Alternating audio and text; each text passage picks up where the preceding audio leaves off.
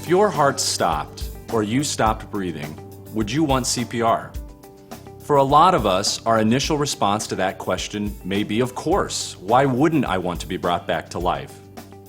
And yet, many patients choose what's called a do not resuscitate order, a DNR.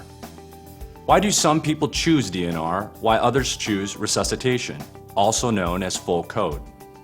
This video is designed to help you understand the difference between full code, DNR, and a third term, DNI, which stands for do not intubate. Understanding these options for your code status will allow you to make informed decisions about what's best for you or your loved one.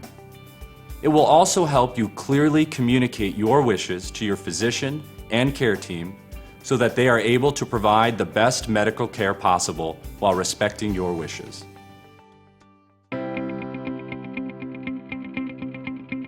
Television shows and movies have conditioned us to believe that full code is painless and highly effective. Often the patient comes alive in the middle of CPR, then begins speaking and seems perfectly normal within seconds. However, television is not always based in fact. For the most seriously ill patients who undergo CPR and are revived, about 15 to 20% will leave the hospital alive, and only 5 to 10% will survive longer than 1 year. Undergoing CPR is a type of procedure, much like surgery. The chest has to be compressed deep and hard enough to reach the heart so that blood can be moved to the vital organs.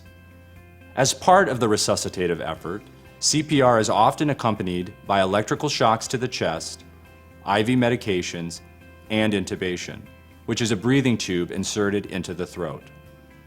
Given the nature of these procedures, there can be complications, such as broken ribs, damage to internal organs, and often the patient's overall prognosis is worsened. CPR can cause the esophagus or the stomach to rupture. Your organs don't get enough blood, so they don't get enough oxygen, and especially the brain can get affected by that. So if it takes too long to get things started again, your brain can take away damage.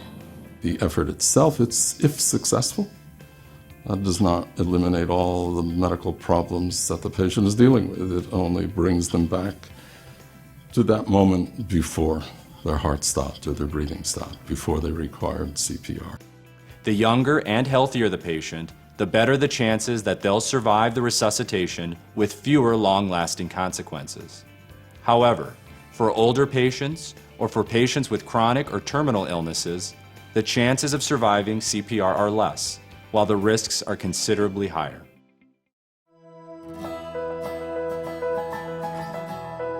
The term "do not resuscitate" is widely misunderstood. Studies have shown that many patients believe "do not resuscitate" means they will get substandard care or that nothing will be done to save their life. In reality, "do not resuscitate" or DNR means after a patient dies, no aggressive measures like CPR will be performed to try to revive them. They will be allowed to die peacefully. In fact, there's a push by some healthcare experts to rename DNR to AND, allow natural death.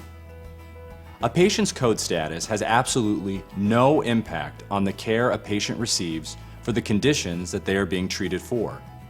A DNR code does not mean that doctors will withhold life-sustaining treatments, like dialysis, feeding tubes, and advanced ICU care. Code status is a guide to what the patient and or family wants should there be a heart and respiratory cessation stoppage. But it does not influence any other care that the patients receive. So it has to be always clarified that we're not talking about abandoning the patient and their care. We're talking about respecting their wishes.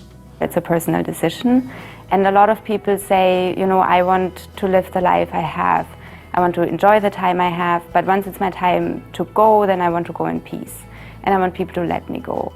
Patients who choose DNR also often choose DNI, do not intubate. Intubation is performed when there's a likelihood that the patient will not be able to breathe on his own. This nearly always occurs as part of CPR. During intubation, patients are given drugs that allow them to tolerate the discomfort the breathing tube causes. The complications of intubation are also far less severe than CPR. One can choose DNR without choosing DNI. Electing DNR only means that CPR and shocks to the heart will not be performed, but intubation can be done. What is most important to you? Quantity of life or quality of life? Many who choose full code have a strong belief that life should be preserved and prolonged at any cost. And they are willing to accept the potential consequences, even if it means their condition could worsen. On the other hand, many who choose DNR or DNR plus DNI choose to allow natural death to take place, while still receiving all the care, medication, and technological assistance available until the moment of death. Only you can decide what choice is right for you.